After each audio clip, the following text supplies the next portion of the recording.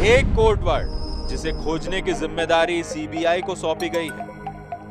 ये वो code word है जो तत्कालीन मुख्यमंत्री दिग्विजय सिंह ने तत्कालीन मुख्य सचिव एवी सिंह को दिया था।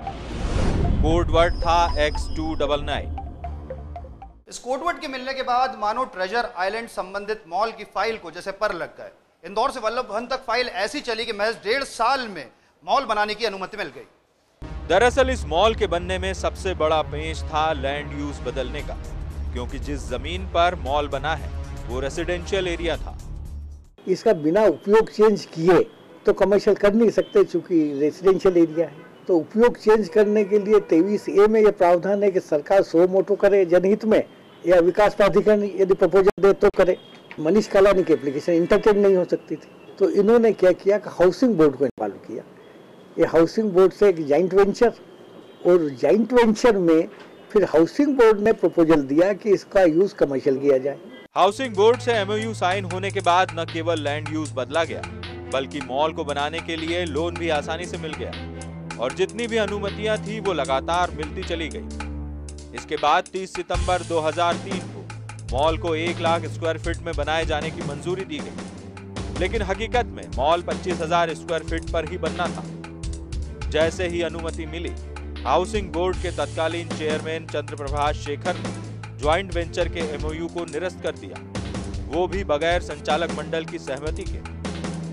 हाईकोर्ट ने CBI को 5 बिंदुओं पर जांच करने के लिए कहा है। वो 5 बिंदु कुछ इस तरह है। बिंदु नंबर 1, X299 कोड का क्या महत्व था। बिंदु नंबर 2, यदि X299 कोड मॉल को हरी झंडी देने का संकेत था, तो फिर आला अधिकारी तत्कालीन मुख्यमंत्री दिग्विजय सिंह, तत्कालीन मुख्य सचिव एवी सिंह और तत्कालीन आवास और पर्यावरण मंत्री चौधरी राकेश सिंह की क्या भूमिका रही। बिंदु नंबर 3, जिस जमीन पर मॉल बना है उसका FAR 2.5 है। 2.5 FAR की अनुमति कैसे दी गई। बिंदु number 4, town and country planning land use की अनुमति अधिनियम की धारा 23A के तहत तभी दे सकता है जब कोई जनहित का फैसला हो, तो क्या इसी धारा के तहत अनुमति दी गई थी। बिंदु नंबर 5, हाउसिंग बोर्ड और कालानी ग्रुप का ज्वाइंट वेंचर था। हाउसिंग बोर्ड ने MOU निरस्त किया। जिस समय बोर्ड ने फैसला लिया तब ट्रेजर आइलैंड मॉल की क्या स्थिति थी। इन 5 बिंदुओं में ट्रेजर आइलैंड मॉल का कच्चा चिट्ठा सामने आता है। यानी कुल मिलाकर कहा जाए तो CBI को इस पूरे मामले की नए सिरे से जांच करनी है, वो भी 6 महीने के अंदर। हमारी प्रार्थना शुरू से ये है कि CBI को दिए जाए। ये दिग्विजय सिंह के एजेंट के रूप में काम कर रहे हैं। तो हाईकोर्ट ने उसमें सुनवाई की।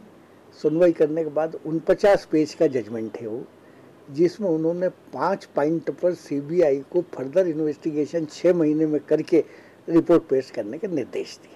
हाईकोर्ट के फैसले ने EOW की जांच पर भी सवाल खड़े किए हैं। CBI जांच में यह भी खुलासा हो सकता है कि क्या EOW ने किसी के दबाव में आकर दिग्विजय सिंह और बाकी लोगों को क्लीन चिट दी, या फिर वाकई में उनके खिलाफ कोई सबूत नहीं मिला। अब जिम्मेदारी है CBI पर दूध का दूध और पानी का पानी करने की, जिसे EOW की रिपोर्ट तो कम से कम नहीं कर पाई।